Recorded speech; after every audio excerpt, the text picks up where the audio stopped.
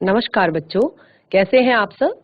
आशा करती हूँ आप सभी अच्छे होंगे, स्वस्थ होंगे, खुश होंगे और अपनी पढ़ाई भी अच्छे से कर रहे होंगे। तो जैसा कि आप सभी जानते हैं, मैं हूँ आपकी हिंदी की अध्यापिका और मैं स्वागत करती हूँ आप सभी का आईसीटी वर्चुअल क्लासरूम में। और आज हम यहाँ पर एकत्रित हुए हैं पढ़ने के लिए क्लास 12th की हिंदी। क्लास 12th की हिंदी में हम पढ़ रहे थे लेखक परिचय, जो कि हमारी वितान पाठ्य पुस्तिका का है।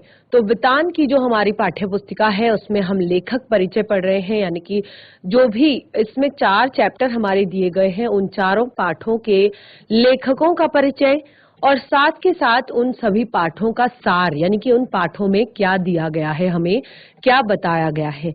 तो इससे पहले का जो हमारा सेशन था उसमें हमने शुरुआत के 2 चैप्टर, एक सिल्वर वेडिंग और दूसरा आपका दूसरा चैप्टर है उसका हमने यहाँ पर लेखक परिचय दिया था और दोनों का हमने यहाँ पर व्याख्यान भी दिया था कि इस पाठ से हमें क्या सीखने को मिलता है, क्या इस पाठ में बताया गया है, क्या चीजें इस पाठ में नई बताई गई हैं। तो आज हम बाकी के जो पाठ हैं उनको कंटिन्यू करेंगे, उनके लेखकों के बारे में जानेंगे और साथ ही जानेंगे कि उन पाठों में हमें क्या बताने की कोशिश की गई है, क्या समझाने की कोशिश की गई है। और जैसे कि हमने यहाँ पर देखा कि ये जो हमारे चारों पाठ हैं, ये चारों पाठ बहुत बृहद रूप में यहाँ पर लिखे गए हैं, यानी कि बड़े बड़े आकार के हमारे पाठ हैं। तो आप देख सकते हैं, हमने यहाँ पर बताया था कि जो वितान हमारी पाठ्य पुस्तिका है ये एक तरह से उपन्यास के तौर पर लिखी गई जो कहानियां हैं, जो उपन्यास लिखे गए हैं उनके कुछ अंश यहाँ पर दिए गए हैं, यानी कि उपन्यासों के भाग यहाँ पर दिए गए हैं। और ये एक इनकी कोई सीमा नहीं है, यानी कि कोई ऐसा नहीं है कि ये केवल आपके 12th क्लास के बच्चों के लिए है या केवल एक क्लास के लिए सीमित नहीं है। अगर आप इसको पढ़ें, इन पाठों से अगर कुछ सीखना चाहते हैं, क्योंकि उपन्यास को कोई भी व्यक्ति पढ़ सकता है, तो वही बात यहाँ पर बताने की कोशिश की गई है। तो शुरू करते हैं हम अपने आज के सेशन को, चलते हैं स्मार्ट बोर्ड की तरफ। सभी बच्चे ध्यानपूर्वक पढ़ेंगे और समझने का प्रयास करेंगे। तो जैसे कि हमने बताया, जो हमारी ये वितान पाठ्य पुस्तिका है इसमें कुल 4 रचनाएं हैं और ये जो 4 रचनाएं हैं ये चारों ही बहुत लंबे आकार की रचनाएं हैं। कुछ आत्मकथ्यात्मक उपन्यास यहाँ पर हैं, जैसे कि आपने आनंद यादव जी का जो आपने यहाँ पर चैप्टर पढ़ा था सिल्वर वेडिंग, ये भी आपका इसी तरह का, यानी कि एक आत्मकथ्यात्मक जो यहाँ पर हमने मनोहर श्याम जोशी जी का जो हमने चैप्टर पढ़ा था सिल्वर वेडिंग, तो इसमें भी हमने इसी तरह के कुछ आत्मकथ्यात्मक रूप से इसको पढ़ा था। और उसके बाद जो हमने अगला यहाँ पर जो चैप्टर पढ़ा था, जो आनंद यादव जी द्वारा लिखा गया चैप्टर था हमारा जूझ, उसको भी हमने एक आत्मकथा के रूप में लिखा था। और दोनों जो हमारे पाठ हैं, दोनों ही चैप्टर हमें अलग अलग चीजों के बारे में यहाँ पर बता रहे हैं। आज हम शुरू करेंगे अपने जो अगले 2 पाठ हैं उनको। तो अगला जो हमारा पाठ लिखा गया है नंबर 3, वो है अतीत में दबे पांव। अतीत में दबे पांव जो हमारा चैप्टर है वो लिखा गया है आनंद यादव जी द्वारा। तो इस पाठ को हम पढ़ना शुरू करेंगे। आनंद यादव जी द्वारा ये पाठ हमारा लिखा गया है। जन्म 1935। सेम आनंद यादव जी का जो जन्म हुआ था ये भी आपका ओम थानवी जी का जो जन्म हुआ था ये भी आपका 1953 में हुआ था। आपका अतीत में दबे पांव जो चैप्टर लिखा गया है वो ओम थानवी जी द्वारा लिखा गया है। और ओम थानवी जी के जीवन परिचय को हम यहाँ पर पढ़ेंगे। तो ओम थानवी जी का जन्म 1957 में हुआ। शिक्षा दीक्षा बीकानेर में हुई। इनकी शिक्षा दीक्षा बीकानेर में हुई। राजस्थान विश्वविद्यालय से इन्होंने व्यावसायिक प्रशासन में एमकॉम किया। राजस्थान विश्वविद्यालय से व्यावसायिक प्रशासन में इन्होंने एमकॉम किया। एडिटर्स गिल्ड्स ऑफ इंडिया के महासचिव ये रहे। और 1980 से 89 तक, 1980 से 1989 यानी कि 9 वर्ष ये राजस्थान पत्रिका के संपादन में रहे। 9 वर्ष तक इन्होंने राजस्थान पत्रिका में संपादन किया और ये पत्रिका का नाम था इतिवारी पत्रिका। इसके संपादन में साप्ताहिक को विशेष प्रतिष्ठा दिलाई, यानी कि जो साप्ताहिक ये पत्रिका थी इसको एक विशेष प्रतिष्ठा मिली। सजग और बौद्धिक समाज में इतिवारी पत्रिका ने अपने दौर में विशिष्ट स्थान बनाया था। अपने सामाजिक और सांस्कृतिक सरोकारों के लिए जाने जाते हैं, यानी कि जो ओम थानवी जी हैं वो अपने सामाजिक और सांस्कृतिक सरोकारों के लिए जाने जाते हैं। एक अभिनेता और निर्देशक के रूप में स्वयं ये रंगमंच पर भी सक्रिय रहे, यानी कि ये रंगमंच पर भी ये एक्टिव थे। एक अभिनेता के रूप में, एक निर्देशक के रूप में साहित्य, कला, सिनेमा, वास्तुकला, पुरातत्व और पर्यावरण में गहन दिलचस्पी रखते हैं। 80 के दशक में centre for science environment CASE, centre for science environment CSE को फेलोशिप का पर राजस्थान के पारंपरिक जल स्रोतों पर खोजबीन कर विस्तार से लिखा। पत्रिका के लिए अन्य पुरस्कारों, इस पत्रिका के लिए इन्हें अन्य पुरस्कारों के साथ गणेश शंकर विद्यार्थी पुरस्कार भी प्रदान किया गया। जो ये पत्रिका थी, जैसे कि हमने यहाँ पर बताया, इतवारी पत्रिका यानी कि ये साप्ताहिक जो एक पत्रिका थी जो कि हर संडे को आती थी और इसी पत्रिका के कारण इन्होंने 80 के दशक में इन्हें गणेश शंकर विद्यार्थी पुरस्कार भी प्रदान किया गया।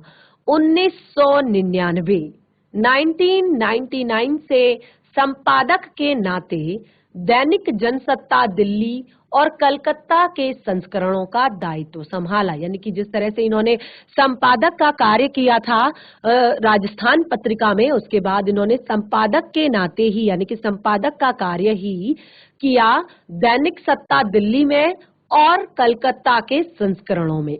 पिछले 17 वर्षों से इंडियन एक्सप्रेस समूह के हिंदी दैनिक जनसत्ता में संपादक के रूप में कार्यरत हैं, यानी कि ये पिछले 17 वर्षों से इंडियन एक्सप्रेस समूह के हिंदी दैनिक जनसत्ता के संपादक के रूप में कार्यरत है। तो ये है ओम थानवी जी का जीवन परिचय। और ओम थानवी जी का जो पाठ लिखा गया है यहाँ पर बहुत ही ज्यादा इंटरेस्टिंग है, अतीत में दबे पांव। तो ये जो आपका यहाँ पर चैप्टर है अतीत में दबे पांव, ये इतिहास में हमें दिशा दे सकता है, यानी कि ये ऐसे ऐतिहासिक, जैसे इतिहास यहाँ पर बताया गया है कि यदि इतिहास हमें दिशा दे सकता है तो ऐतिहासिक नगर जो होते हैं, यदि इतिहास हमें एक नई दिशा दे सकता है तो जो ऐतिहासिक नगर होते हैं वो सभ्यता के विकास को दिशा दे सकते हैं। इसी संदर्भ में यह रचना ओम थानवी जी की एक यात्रा वृतांत और साथ में रिपोर्ट, ध्यान रखिएगा, रिपोर्ट राइटिंग हमने क्लास 12th में यहाँ पर पढ़ी है कि किस तरह से रिपोर्ट राइटिंग की जाती है। तो ये एक यात्रा वृतांत भी आप कह सकते हैं और उसी यात्रा वृतांत पर एक रिपोर्ट भी आप इसको कह सकते हैं। तो इन दोनों का मिला जुला रूप ये यहाँ पर दिया गया है।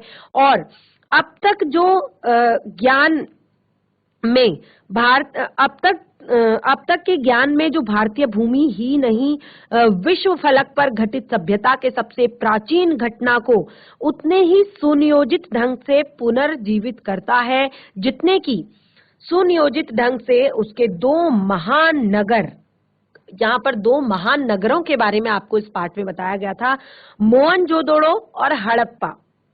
लेखक ने यहाँ पर जो मोहनजोदड़ो की सभ्यता के बारे में बताया, जब हमने अतीत के दबे पांव चैप्टर पढ़ा था, बहुत ही अच्छे से हमने यहाँ पर मोहनजोदड़ो की सभ्यता, साथ ही में जो टीले वहां पर बने हुए हैं मोहनजोदड़ो सभ्यता में, स्नानागार जो बने हुए हैं और मृद भांडों जो बने हुए हैं, कुएं जो बने हुए, तालाब जो है, मकान जो है, मार्ग जो है, और साथ में पुरातत्वों जो मानव संस्कृति की उस समझदारी और भावनात्मक घटना को बड़े इत्मीनान से खोज कर हमें दिखलाया है।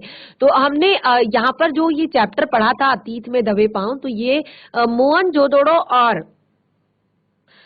और जो हड़प्पा सभ्यता है यहाँ का एक यात्रा वृतांत, और इस बारे में एक पूरी रिपोर्ट तैयार इन्होंने की है ओम थानवी जी ने, और इसमें बहुत सारी चीजें जो हड़प्पा सभ्यता से जुड़ी हुई है, मोहनजोदड़ो सभ्यता से जुड़ी हुई है, कि वहां के जो टीले हैं, स्नानागार किस तरह के होते थे और कुएं किस तरह के होते थे, तालाब किस तरह के होते थे, मकान, मार्ग, नाले किस तरह से बनाए जाते थे, रोडें, सड़कें किस तरह की होती थी, क्या क्या चीजें वहां पर मिली उस खोज में, और साथ ही जिससे हम इतिहास की सपाट वर्णनात्मकता से ग्रस्त होने की जगह इतिहास बोध से तर होते हैं। यानी कि जैसे हमें लगता है कि हम इतिहास को हम बहुत ज्यादा टच नहीं करते हैं, लेकिन इस चैप्टर को पढ़ के हमें एक वर्णनात्मकता से ग्रस्त होने की जगह हम इतिहास बोध से तर हो जाते हैं। यानी कि हमें सारी चीजें लगभग यहाँ पर बहुत अच्छे से इन्होंने क्लियर की है। जिस प्रकार सिंधु घाटी की सभ्यता एक समय प्राण धारा से तर थी। सिंधु घाटी की सभ्यता के सबसे बड़े शहर मोहनजोदड़ो की नगर सभ्यता की भी बात यहाँ पर उन्होंने की है, जो आज भी सेक्टर मार्का कॉलोनियों के निरस नियोजन की अपेक्षा ज्यादा रचनात्मक थी, क्योंकि वहां पर जो शहर की बसावट थी वो किस तरह से थी कि खुद को विकसने में आवश्यक विकास भी छोड़कर चलती थी। यानी कि पुरातत्व के जो निष्प्राण पड़े चिन्ह हैं, जो चिन्ह मिले हुए हैं, उन चिन्हों में से एक जमाने में वहां पर आबाद घरों, लोगों, उनकी सामाजिक, धार्मिक, राजनीतिक एवं आर्थिक गतिविधियों का पुख्ता अनुमान लगाया जा सकता है। यानी कि जो भी चीजें वहां पर मिली, जो भी निष्प्राण चीजें वहां पर मिली, चिन्ह जो मिले, उनसे उस जमाने के जो लोग थे, उस जमाने के जो घर थे, आबाद घर थे, और उन लोगों की धार्मिक और राजनीतिक और सामाजिक गतिविधियों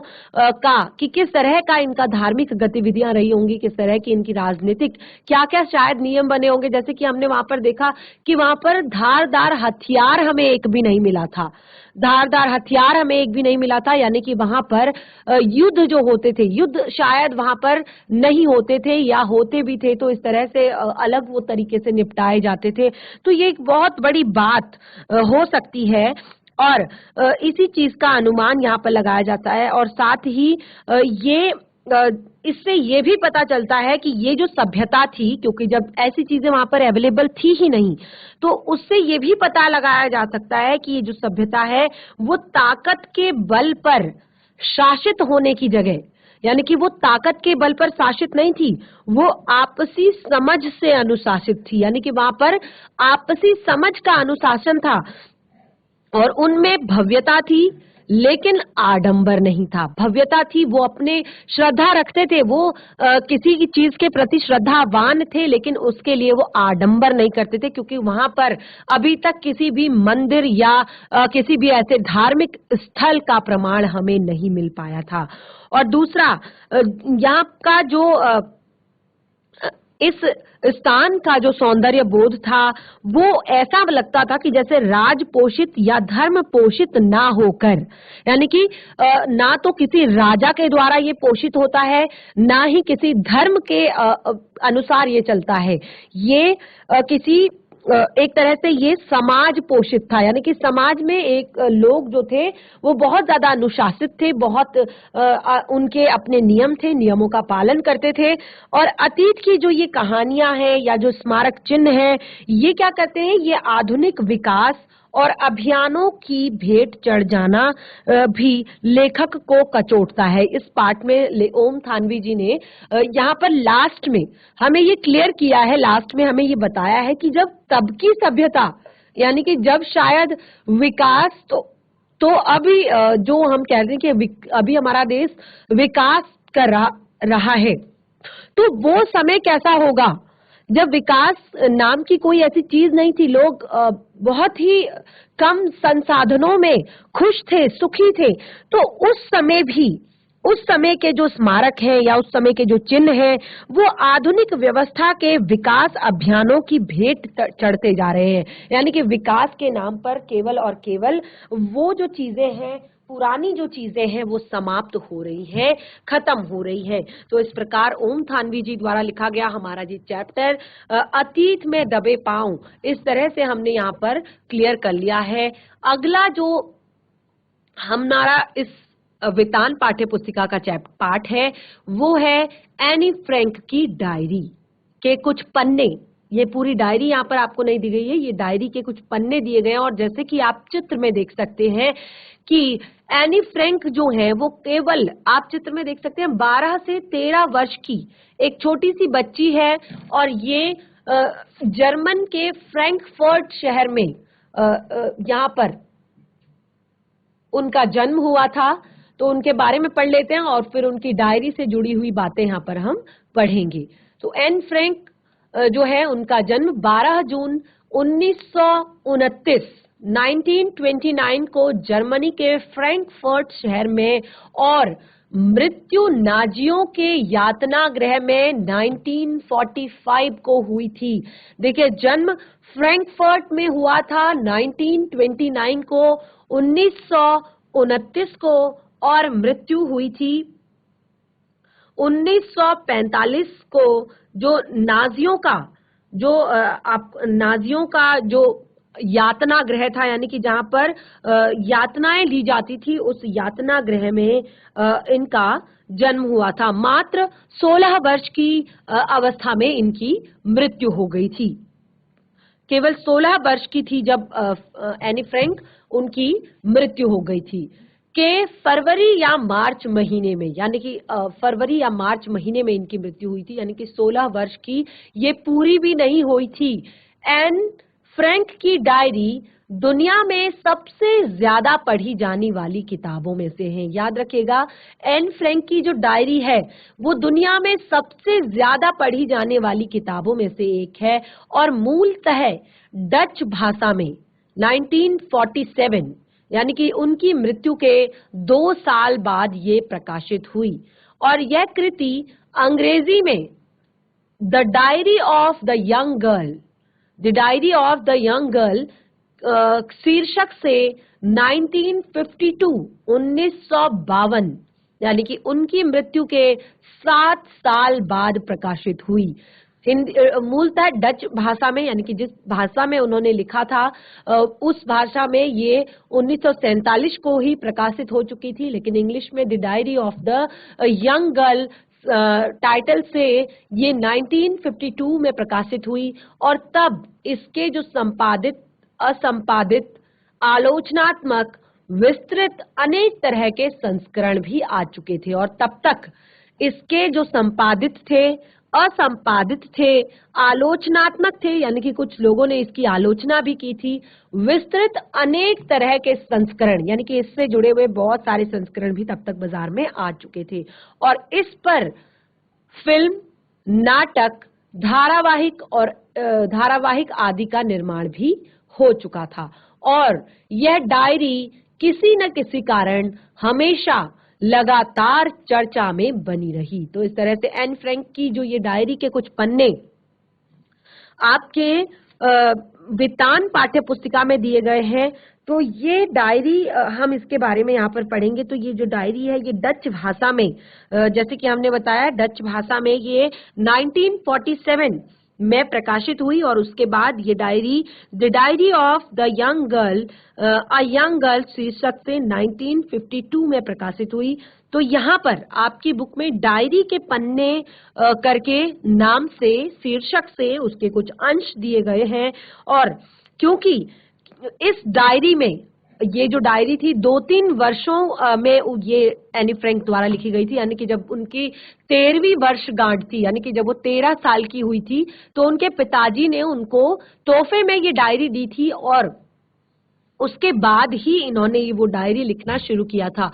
तो यहाँ वो 16 की कंप्लीट भी नहीं हुई थी कि उनकी मृत्यु हो गई। तो लगभग 2 वर्ष के समय में उन्होंने अपनी इस डायरी को लिखा था और इस डायरी में जो युद्ध चल रहा था, उस युद्ध के इतिहास जो बनते हैं, बदलते हैं और बिगड़ते भी हैं, और जो युद्ध से पूरा जो भौगोलिक नक्शा बदल गया और कई बार खास इलाकों के जो मनुष्य है, जाति है, संस्कृति का नॉमिनेशन समाप्त कर देता है ये युद्ध, और युद्ध का दंश कई पीढ़ियों को झेलना पड़ता है। जैसे कि जापान, आपने देखा जापान के हिरोशिमा में जब परमाणु विस्फोट किया गया था, तो वो परमाणु विस्फोट का जो दंश है वो आज भी वहां के लोग झेल रहे हैं। तो इसी तरह की बातें यहाँ पर जब 1933 के मार्च महीने में फ्रैंकफर्ट के नगर निगम चुनावों में हिटलर की जो नाजी पार्टी थी की जीत के तुरंत बाद वहां पर यहूदी विरोधी प्रदर्शनों ने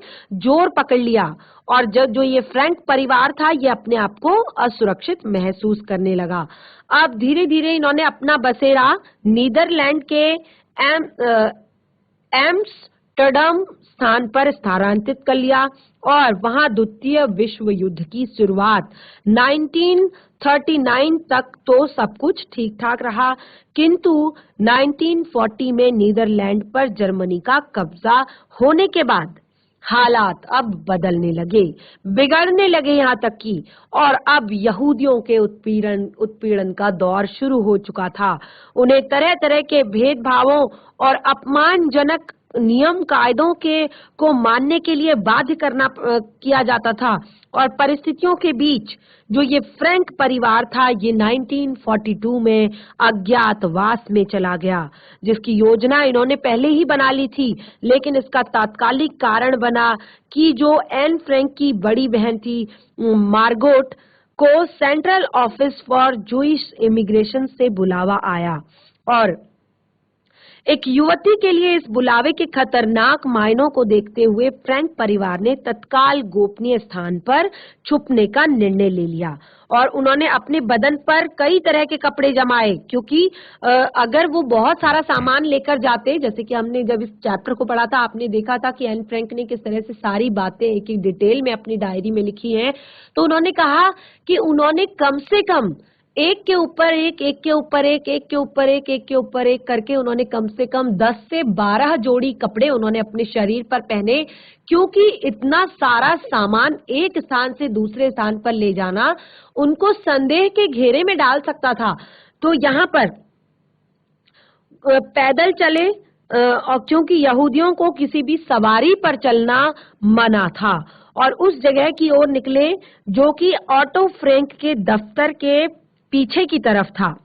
2 मंजिला था, जिन तक पहुंचने के लिए सीढ़ी अलमारियों की एक कतार के पीछे छिपी थी, यानी कि यह एक गुप्त ये स्थान था, यानी कि जो सीढ़ियां थी वो भी अलमारियों के पीछे छिपाई गई थी, और यहाँ 2 मित्र परिवारों के 4 सदस्य उनके साथ रहने आ गए।